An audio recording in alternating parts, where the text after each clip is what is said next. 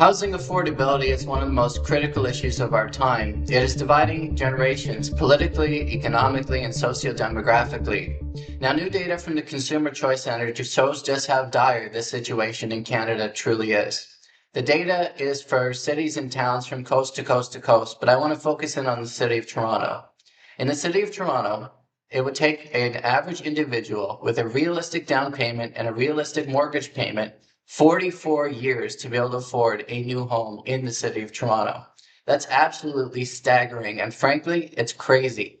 44 years in Canada's largest city cannot be acceptable, and it cannot be the norm. Now, how do we square this circle? How do we solve the housing crisis in Canada? Now, if the federal government and others had their way, it would be more government. But we know that more government, such as building Canada homes, is not the answer. If more government was the answer, it would have been solved a long time ago. In this video, I want to put forward 3 possible solutions to Canada's housing crisis. Number 1, we have to take sales taxes off of new homes. Not just some new homes, not just for some people, all new homes for all people. And here's why. Right now, the federal government in some provinces are taking the sales tax off of new homes for up to $1 million and only for first-time homebuyers. But why should only first-time homebuyers get that break? And why should it only be up to $1 million when homes in cities like Toronto and Vancouver cost far more than that, especially when you're talking about new builds? And, when you buy a home that's been lived in before, you don't have to pay sales tax. Why should you have to pay sales tax on a new home? It simply doesn't make sense. And scrapping sales taxes would definitely increase affordability. Second, zoning reform.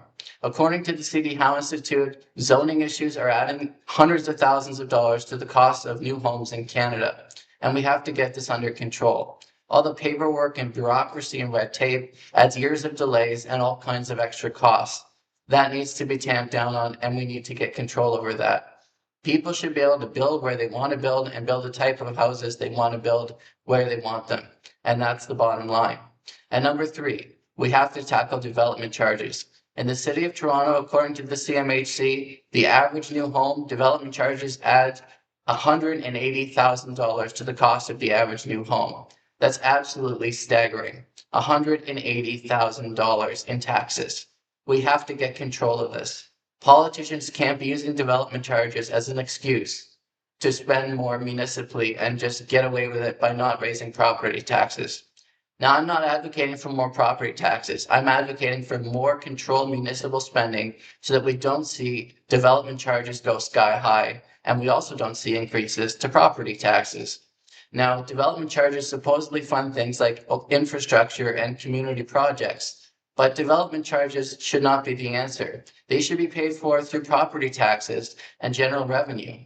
But again, I'm not advocating for higher property taxes. What I'm advocating for is more controlled municipal spending. Because a few decades ago, development charges were way lower than what they are today. And property taxes, they were way lower too. And it was because municipal politicians had more control over their spending. Spending has gotten out of control in recent decades, and it needs to get back in control. And development charges has to stop being the excuse for politicians to go bananas when it comes to spending money. So it's time to tamp down on development charges, to get zoning reform done, and also to scrap sales taxes on new homes. If we do that, we can help to start solve this affordability crisis in Canada, the housing affordability crisis in Canada, so that a 44-year wait to try to get into a new home in the city of Toronto, that's not a reality anymore. We have to change the future, and to change the future, we have to change public policy.